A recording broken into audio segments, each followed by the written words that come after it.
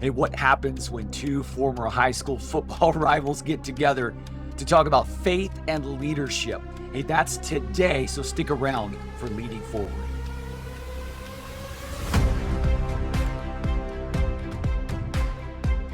What a great day, Jeremy. Glad to be back in the studio, recording, being able to meet leaders who've really continued to make an impact around the world.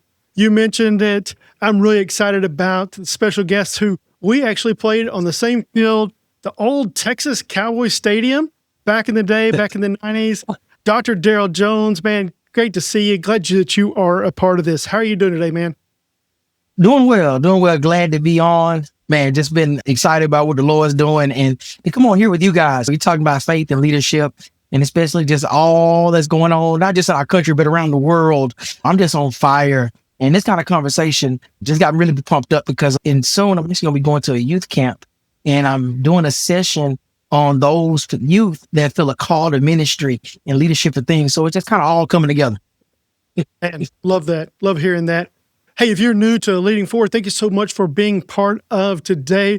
Jeremy's going to bounce in and out. He's got some voice issues going on. But man, thank you so much for joining us. Make sure that you like, subscribe, follow, continue to be a part of what God is doing right here as we look at leadership through the lens of faith. Let me introduce you to our guest for today. This is Dr. Daryl Jones. He is the founder and president of Point Ministries, an international ministry dedicated to equipping disciples of Jesus Christ to impact the world. A former college football national champion, NFL wide receiver, he now serves as lead pastor of the Rock Fellowship Church in Miami, Florida, and chaplain for the University of Miami Hurricane football team. Dr. Jones holds a Master's of Divinity and a PhD in Biblical Studies, specializing in New Testament theology from Southwestern Baptist Theological Seminary. He and his wife, Kamika, have 7 children, 4 daughters, and 3 sons. Man, Daryl, that's a lot of dang kids, man. You got more kids than me and Jeremy combined. Yeah. Never a dull moment, I tell you that. Never a dull moment. They keep us going. Yeah. Yeah, I'm sure. So how old are your kids? The oldest is 23. She's actually coming back home late this summer. She's going to be starting law school at the University of Miami. And the youngest is 10. So they're kind of every other year. So we have, like now, even in high school, so we have 2 in college now, 1 senior, 1 going to be a sophomore. And then we got an upcoming senior in high school, upcoming sophomore, upcoming 8th grader. And then the baby boy is 10. He's going into it's hard to say, man, 6th grade. So the baby boy is going to 6th grade this year. So yeah, the 4 girls, the 3 boys. And like I said, never dull moment. They're all different. They all have their own interests, but it's cool. They keep us young. I love that. My youngest turned 17, 1st of July. And just to think, man, how do we get so dang old? I'm not sure how this happened. It flies. I was just talking to one of the coaches at Miami today. His daughter is like 16, 17. And she's his wife. It took the other kids. They went to Tennessee to visit family. So it was just him and his teenage daughter. And I said, bro, soak it up, because you're going to blink and she's going to be 24. It's crazy. But you know what? What a privilege to watch them grow up. You know what I mean? What a privilege to be a part of just what God's doing in them. And I try to keep that perspective as well. That's good. Hey. All right, Jeremy. So I just got to go ahead and put it on the table so you know how this all happened, how me and Daryl actually connected. So I mentioned that we actually played against each other. Daryl, do you remember the score? I'm not sure if you remember. I don't remember. I don't. Just to make sure that I remember correctly. Daryl played for Carter High School. We were both actually juniors, played in the playoffs. I was at North Mesquite. And so you remember in Top Gun where they say, he went this way and he went this way, and then we were shot down and it was over. That's kind of how it went when we played Carter that year, right? And so Carter had a historic team. Man, how many guys did y'all have go to college and NFL? Look, it's pretty insane. When you look at the starters on both sides, offense and defense, I think there out of the 22, I think there were 3 that didn't go D1. But then we had some backups too that went D1. So it was a pretty stacked squad. That's why we felt real confident that we were going to make a run for the state championship, and North Mesquite just put a straight beating on us. It was so bad. They threw me in on defense because it worked the week before against Irvin, who was running 5 wides, and they threw me in to cover this guy. And I did my job, and then they thought it might work again. And I'm like, they're not throwing the ball, they're running it all over us. So it threw me in. I got a mouth concussion, and I watched from the sideline crying as we lost. It wasn't a great memory. Yeah, man. Think about that. Y'all had 18, 20 guys play college football. My team had 14, 15, 16 at that point. And man, you're talking about four a lot of talent on that field. That were on this field at the same time.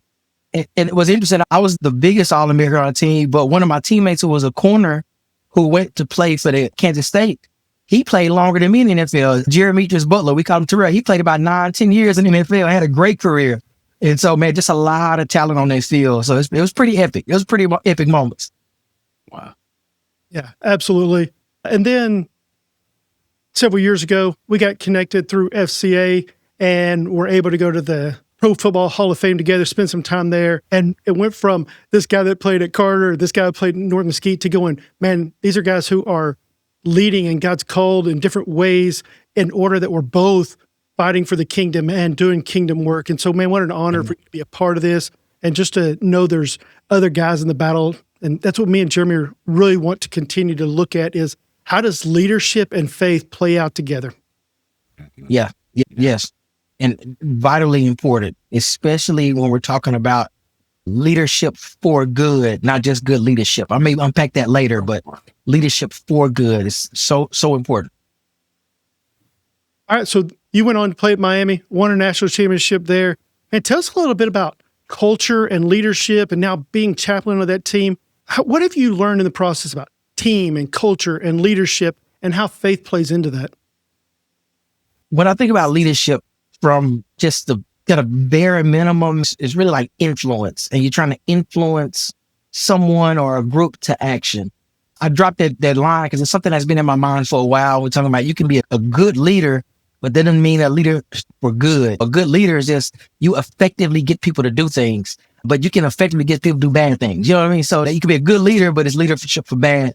Where being a leadership for leaders for good is like I influence to good actions and meaningful actions. And when it comes to, say, my history and experience with University of Miami and going from playing as a freshman and redshirting my junior year and then playing 2 more years and being part of a national championship. And during that time, becoming a team captain, I was a senior team captain. One of the things that was huge was because of my faith in Jesus Christ, and I was committed. I got married. And it was really that side of me that wanted to be a leader, but not just in name, but I wanted to influence my players towards achieving our goals, being good guys, being good people, being positive in the community, winning games, the integrity. One of the things, and I'm going to keep things tasteful and stuff, but one of the things about Miami, it could be known as a debaucherous place and the type of establishments and gentlemen clubs and all that, and it becomes so normative. And I would tell my guys, I'm like, hey, look, we got a game to win. If I find out some things, you got to deal with me. You may beat me up, but you got to deal with me because we got a game to win Saturday. I need you ready. My guys knew that I was serious. They saw my work ethic. So I tried to lead by example and helping my brother stay accountable. And in the side of it, like showing them like really what love is and looking after their best interests. And I believe the Lord used me with that. And that became part of my journeys from, I used to always be a spokesman growing up in different organizations I grew up in. But I would say it was then that some of that leadership really started to hone in before I even started getting leadership training once I got in ministry. But just that side of trying to influence guys. And really what became later in ministry was that Paul quote that's in 1 Corinthians 11:1, follow me as I follow Christ, or imitate me as I imitate Christ. And it was like, hey, I'm going this direction. I want you guys to come with me. And I'm going to work with you with that list of the good, the bad, and the ugly. And going through that process then, and then getting into ministry after a short stint in NFL with the Giants, Bears, and Vikings, and now pastoring and being chaplain for the football team. It's those same principles to where now as chaplain, yeah, I do chapels. Yeah, I hold Bible study, but I'm there a few days a week at lunchtime hanging out with the guys. I'm there at breakfast, I'm at practice, and I'm there to encourage them, but then building a relationship to pour into them, to help them reach their goals about being the kind of men that God's called them to be. Some of them are fathers, to be the father, to be the student, to be the person in the community. All those things go together. So not just great at football. Yeah, we want to win championships, but it's so much that goes into that as far as the shaping of the young men that they are becoming. And so I just really enjoy that process of giving them the words and encouragement and pointing them in the direction they need to go. Man, love hearing that. Hey, Daryl, I'm going to muster out a few questions. Come on. Hey, that was an iconic era with that team. Yeah. And Yeah. you was captain. I'm just trying to figure out, man, what did that team feel like in the locker room? What was something, if you had to give one word of a value or something about the culture that made it so special? And then what can leaders today learn from your experience with that team?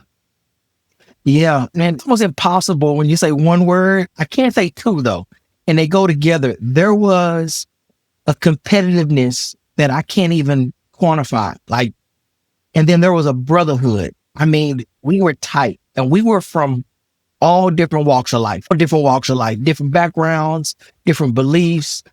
We had some Canadian brothers and guys in Canada that, very different culture. We had all these different things, and yet we had a brotherhood to where we knew we cared about each other. We loved each other, but it was because of this same goal. We had the same goal and the same mission to be the best. And so with that is it like accountability became natural, but then also that competitiveness, like we pushed each other. Everything here sometimes there's like sometimes practice is harder than the game. It literally was that, not just because of the talent we had. Yes, we had a lot of talent, a lot of divisions, a lot of pros. We already got Hall of Famers from that team. But it was like everything, like we pushed each other, we challenged each other, and guys would talk noise, and everything became competitive, and we would actually get better each day.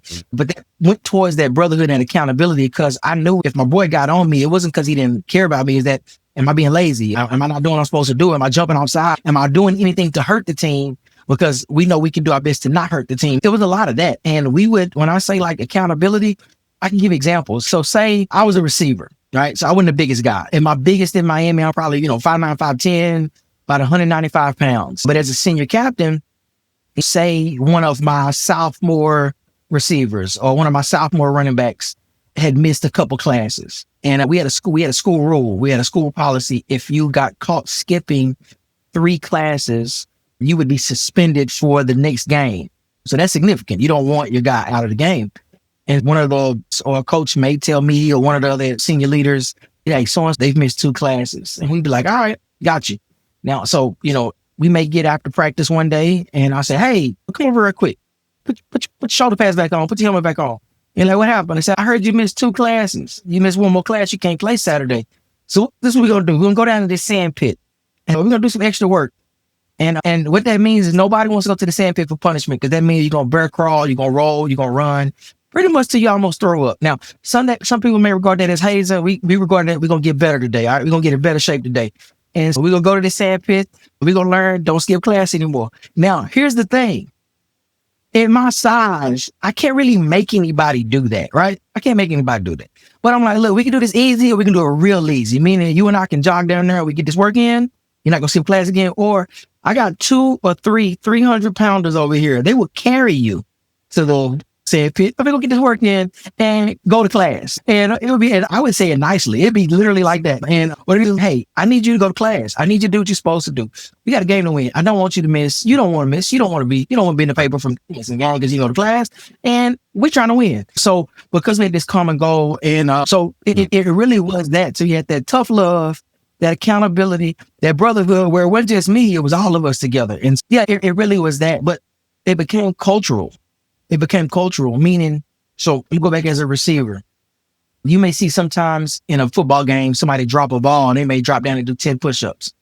So it went from a drop ball, 10 push-ups, to if one receiver dropped the ball, all the receivers had to do push-ups. So not just one receiver, all the receivers now got to do 10 push-ups. So now it's not just you, your brothers. It affects your brothers. You catch the ball. Then it went to another level. And that's why I tell you, I think that's why we won the championship. It was a mentality. Now, incomplete passes, we got to do push-up. So that means the quarterback can throw it completely in the stands. And we had to do push-up. And one day we complained. We was like, Coach, why do you have to do push-up? And he said, maybe if your quarterback see y'all doing push-ups, he'll throw you a better ball. And I was like, I guess that's what it is. So it became that whole culture of accountability and that competitiveness and that brotherhood that I think not just the talent, but all those things pushed us to being regarded as arguably the best team in the history of college football. And I remember watching Miami versus Nebraska in that national championship. Was that 2001?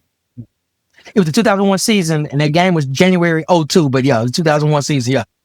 Yeah, I remember watching that game and, man, rooting for Miami. And for years, I was a Miami fan and just loved it and loved seeing what y'all built. It really was amazing. One of the things I've worked with different teams and different businesses on at different organizations is it's one thing when expectations are high at the top, but it becomes culture when high expectations are the norm all the way through. And when you get the high expectations that are really filtered all the way through the organization, and it's deep in that organization, it becomes the cultural norm. And that's what that you're talking about there. I absolutely love that. I think there's so much value that so many organizations want to keep it at the top. Maybe it's the coaches, maybe it's the captains, maybe it's the seniors or the VPs, but they don't take it all the way down to where every person in the organization feels like I am accountable to the entire team. Yes. Yeah. It's so important. Even now as chaplain, we just came off a championship run and we lost in the national championship, fell short, like virtually the last play, 6 points away from winning it. And it really has been really establishing that culture from top down. Like we didn't invent the saying, but it's that saying that how you do anything is how you do everything. And so it's really trying to have that approach to not just flip the switch on. Okay, I do this in excellence, but over here, we just kind of just do that. However, it really becomes an attitude of how you approach every part of your life. And I was fortunate of even my position coach in college. He used to, I remember it's so much how he poured in our life, but it was really that kind of thing, that same mentality, like how you do anything is how you do everything. He was like, one of our guys kept messing up plays in practice. And I remember this is when it finally stuck with me one day. He made it so simple. One of our guys kept messing up the play. He was busting plays, doing the wrong things. And it just happened too many times in a practice. And he stopped the film. He stopped the practice film and asked somebody to go get his backpack from the locker room.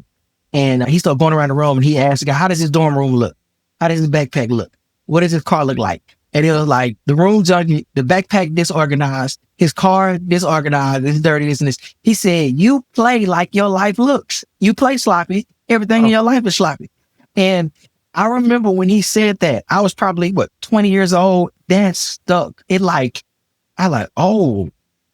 heard things like that before, but just that moment was like, man, it's an attitude about how I approach everything. If I'm cavalier over here and I'm serious over here, then that cavalier attitude will carry over. And so it's really, hey, I'm going to effectively and I'm going to intentionally be striving for excellence or excelling in whatever I do. And that attitude carries over to all, which from the faith side, because each year when I was in college, I was growing in my faith, and now say as pastoring and leading when it comes to as chaplain and pastoring is now it's the attitude like all I do is unto the Lord. So I'm not going to shortchange the Lord over here. So I'm not going to shortchange the Lord over here. Like everything I do to the glory of God. And through that affects my leadership. That affects everything I do. So I don't want to cut corners over here because I'm not cutting corners against people. I'm actually shortchanging the Lord because I'm not dedicating all I have to the Lord. And so all those kind of things came together as it was growing in faith and how that's supposed to look. And love that. I think that's that different level of accountability. Me and Jeremy have talked about this before, but I think one of the things that's missing most in our society and our culture today is accountability. And we avoid accountability at all costs. And we run from any opportunity that someone's going to make us be accountable. But it's what makes it better. It's what pushes us to always grow, learn, get better in whatever area of life that is. Amen. So you can talk these principles in athletics and on the field. But when you look at some of these leadership principles that you learned on the field, and I think about my life too, things I learned about discipline and hard work and being a good teammate that I learned in playing sports growing up. How do those to you translate to leading a church and leading an organization where you can't get in the guy's face and yell at him, right? Like you can on the field. You can't make your church member go over here in the corner and do push-ups. So you have to lead and influence differently. How do those principles play out in life today? Yeah, it's the same principle, different approach, right? And each person is not exactly the same. So one, it comes from being prayed up, like prayer, like how do I effectively lead? How do I, as a whole, lead, but then also individually lead? How do I meet people where they are in their understanding, in their spiritual growth, in their spiritual maturity, and encourage, challenge, and it comes like mostly when I'm thinking through this and praying through this is in how and what I'm teaching as we walk through scripture and what it means to be Christ-like and living for the Lord, like not compartmentalizing my life where Jesus is involved over here in these areas, but then these areas, Jesus don't really care about that.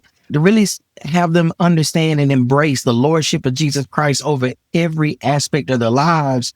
And from that, building that relationship within the body of Christ that me as pastor, also I'm your brother in Christ.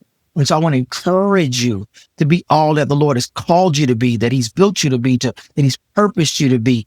And the shadow side, I'm not gonna say the ugly side, but the shadow side of that is that when it sticks, when it doesn't, when they kind of fight against it, when it's like, we've been doing all this work and we just took 10 steps back. It's what are you doing? What are you doing? Even those moments where it feels like you care more about them than they care about themselves. And that's part of the call. We continue to point them to Christ, to lead them in Christ. And as pastor and as leader, I take those principles of understanding what is the goal? What is the goal? Well, football is easy. Win. The goal is to win every game. Herman Elwood's famous line, you play to win the game. Hello. I love that line. One of my favorite lines. Me too. Coach. And look what fair line. But it's like the goal is that now you have all these other objectives and things that it takes to get there. And even in that, it's not guaranteed. In the body of Christ, and we're talking about as pastor, the goal is Christ. It's not a big church. It's not doing just amazing things in the community. It's not just having a good name. It's not trying to be better than anybody else in your area, or individually or collectively. It really is. The goal is Christ. It's Christ likeness, to be all that Christ has called us to be, to depend on him, to trust him and walk in him. And with that goal, pointing them and encouraging that goal, now it's what are the things that it takes? And from the patience and all that goes along with that, that's the journey of pastoring. You say, this is the goal, this is the standard. And now, hey, let's walk together.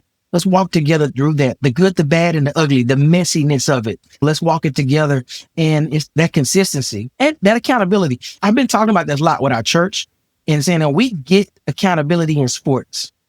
We love it in sports. When it comes to real life, we don't like it. If it comes to our walk in Christ, we really try to avoid it because we don't want to be uncomfortable. We don't want that inconvenience. We like the facade and like to look like we got everything together. When in reality, we know that accountability helps us be our best. It protects us. It really is that. And I view it like, I remember one of my favorite things in old school football, and I'm saying old school football because they don't do it that much, is the huddle. And I remember huddling up, and you huddle up and they call a play, and somebody might look at somebody like, you get that block, I'm scoring. That's an accountability and it's a challenge. Hey, you do your job, I'm doing my job. We can get this done. And it's that accountability, like we're all in this together. Even at time as a receiver, the QB may call that play and look at you and say, I'm coming to you. I'm coming to you now. Now I'm held accountable. I got to get open. You know what I mean? Because if I'm not, he might not throw the ball to me the next game. You know? But taking that from football to help. Hey, go ahead. Yeah. It's that discipline that leads to accountability. That accountability leads to trust. And yes, then I know you're going to be where you say you're going to be. You're going to do what you say. You're going to perform when it's time. And when I'm down and I feel like I'm getting beat up in life or on the field or whatever it is, I know you got my back. And that's one of the things that Jeremy have talked about a lot during the series is, man, do you have people that have your back, or do you have people that are pushing you hard to be better? Are you willing to be vulnerable and weak so that other guys can pick you up and say, no, we're still in battle together? Yes. Yeah. It's so big, man. We've been doing this thing on the first Saturday where the men in our church get together for breakfast. We call it a Bible and breakfast. And sometimes I may have some kind of formal discussion.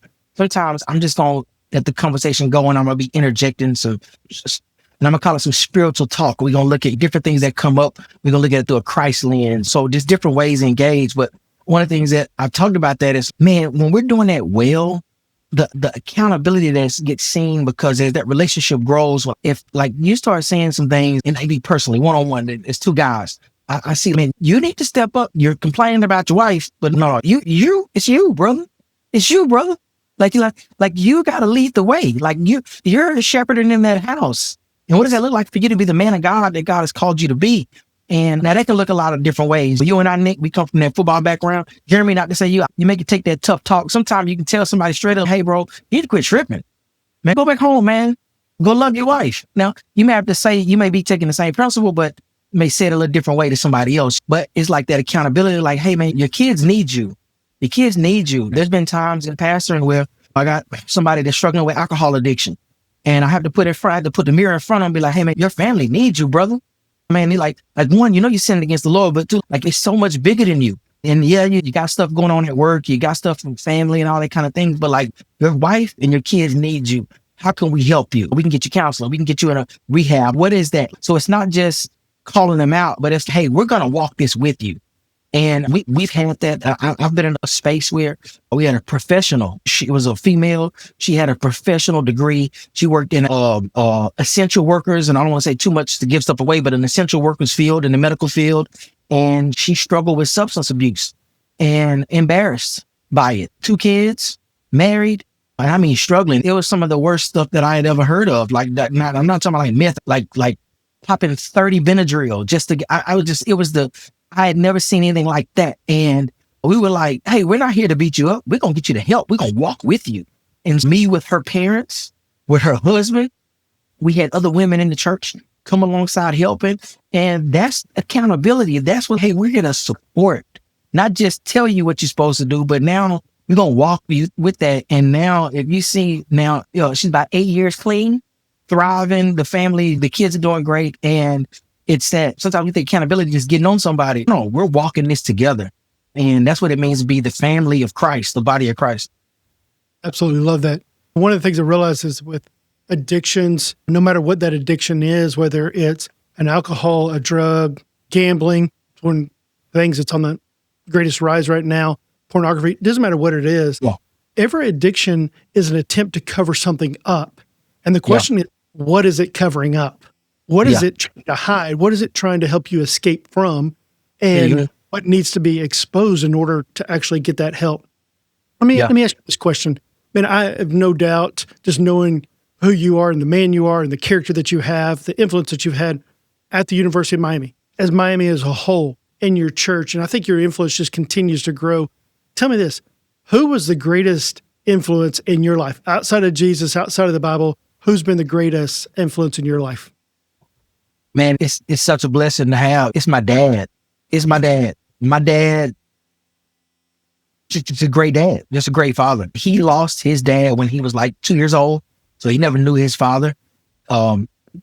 Praise be to God that my grandmother raised my dad in the church. So as he got older, I remember him telling me there were 2 deacons in the church that he really looked to as those father figures in his life. And from that, I was one of the family. He had my brother, had me 11 years later, and he was like, he always wanted to be the kind of father that he always wanted. And my dad was a preacher too, so it's being that godly father. And I remember he used to tell me, even growing up, he said, look, God didn't call me to be your friend, he called me to be your dad. He called me to be your father. And so he took that seriously. And I remember probably 2 or 3 years into college, stuff would come up and things would happen with teammates and friends and just different problems or different things that would be going on. And I would be like thinking in my head when they would be complaining or saying something, I'd be like, yeah, your dad ain't tell you that? But they told me that. Not that I was perfect, but even when I did something dumb, it wasn't like I didn't know. I just did something stupid. But like he prepared me. And one day I literally called my dad and said, Daddy, thank you. I was like 20, 21 years old. I said, Daddy, thank you for being the father that the Lord called you to be. And I remember when I was about 16, 17 years old, when I started driving and had a car, and sometimes I feel like he was overbearing. I feel like he was always instructing me, always teaching me. He was, even as I'm walking to the car, he's walking behind me, telling me things, but it so prepared me it saved me from a lot of headaches. It saved me from wasting a lot of time, even though I wasted probably time. And just his influence on me as far as the kind of man that he was raising, the kind of person. But then it wasn't just with me. My best friend that Nick, Damien's father, and this is no secret, he'll tell his story. It wasn't in his life. Mom was on drugs, and God put us together in 7th grade. He started coming to church with us. My dad became his dad. To this day, he calls my dad, calls my mom. And ironically, my daddy retired from pastor in New Hope, and the church I brought Damien to in 7th grade, and he's the pastor now at New Hope. And the influence my dad had on him, and then some of my other friends, they just saw it's amazing. I hope to have that kind of influence even on some of my kids' friends, and I don't know if I will, but my dad, he was just that guy. A few years ago, high school rival at Kimball High School. That's our rival. We used to run track against each other, play football against each other. He called me one day because he was having an issue with his dad and his daughter, and he and his dad relationship. And he called me up and said he wanted to ask me some questions because he saw how my dad was in my life. And I was blown away. I was like, yo, so y'all know my daddy was cool too. Back then I didn't. Now, as kids, we were like, dude, daddy is all over us. He would correct our grammar. Nick, Jeremy, we'd be talking. He would stop and start correcting our grammar. He like, you all are not going to speak that way in this car. This is what you do. It's hilarious. But that kind of influence on me just really shaped. Now it's like that side of, yeah, I live for the Lord. And at the same time, there's this aspect like, man, I want to make my daddy proud. You know what I mean? I want my daddy to be able to look at me and respect the man I am. And so that's why I say my dad's the greatest influence on my life. Absolutely love that. One of the things I don't know if I heard this or something, but me and my wife were talking, and we were just talking about the difference in the roles of moms and dads, and that moms want to take care of the kid for today, and dads are preparing the kid for tomorrow. And that's a lot of what your dad does. And if you're a dad out there and you're listening to this and you're going, man, I just feel like I'm always hard on them. You are being hard on them, but you're teaching something for tomorrow that they need to be prepared for. No one else is going to teach them. No one else is going to be able to do it. And to know that you had your dad and your dad was doing that for other young men at the same time. Absolutely. Man, I've got one more question. Jeremy, you got any questions? You got a question for Daryl? Quick affirmation, Nick, and you're right to point that out. So Daryl, no doubt your daddy's so proud of you. And no doubt that your 7 kids all one day will have a perspective similar to yours. Grateful that there was so much talk in their environment from dad to prepare them. And I feel like the same. I'm so glad you talked about that because I have felt that way so many times. I'm like, man, I'm tired of hearing me talk, but it's good stuff. I want you to know that. So thank you. Yeah. Oh, that's so good. All right. So Daryl, I got one more question for you. Okay. Question I'm starting to ask more people is this. Looking back, what if you got to tell one thing, one sentence, 15 seconds, what would you tell your 20-year-old self? Oh, man. What would I tell my 20-year-old self? I'm going to tell you why it's tough. Okay, this is what's in my head right now. This could change in 2 months. This is my head right now and I'm going to give you everything about it. Really take to heart what Uncle Lawrence told you. Really take to heart. Now, this is what he told me my freshman year of college. I didn't get it till years later. And I tell my kids this all the time. He said, enjoy the process. Don't rush. And so my Uncle Lawrence it's pretty cool. We got really close as I got older. I used to be scared of him when I was a kid. As I got older, I found out Uncle Lawrence was one of the coolest dudes in the world. He was a podiatrist. He was dean of School of Podiatry at a couple of colleges. And what he was saying was, he was like, hey, everything is a process. Don't just look to the end and miss all that's going on. There's so much to enjoy, embrace, and learn through the process. So don't be so quick to rush to get to the end that you miss the development and all that God is doing. And he's a strong believer, and he was always talking about what God is doing, like really embrace that. And I would probably tell my 20-year-old, because he told me that at about 19. I just started realizing that maybe to like in my late 20s, man, Uncle Lawrence was on to something. He was on to something. I think I would be like, hey, remember Uncle Lawrence told you when you got to college? Like really embrace that, because I think there were things I even missed in college, trying to think about, hey, I want to go to the NFL. And I think there was so much, maybe even opportunity in my walk with Christ that I could have been doing during that time, even as I was growing. So I don't say it in a way that's regretful, but I say it in a way like, hey man, like take heed, really the process. Don't get in a hurry. Don't get in a rush. Each day, maximize each day. And when you get to the end, so many things make sense. I understand the journey. I see what God was doing. And I don't even give God glory. And the impact in each step can be so significant. And Daryl, thank you so much for taking time out of your schedule just to be able to invest in us and invest in others. Man, if you want to find out more, Daryl is president of Point Ministries, an international ministry in Miami. Find out more about him. Make sure that you give him a follow on Instagram and his other socials. We'll have those up there for you. Hey, continue to be a part of Leading Forward. Always learn, always grow. Ask more questions and find people in your life that will invest in you as you invest in others. And as always, lead forward. God bless. Thanks for having me.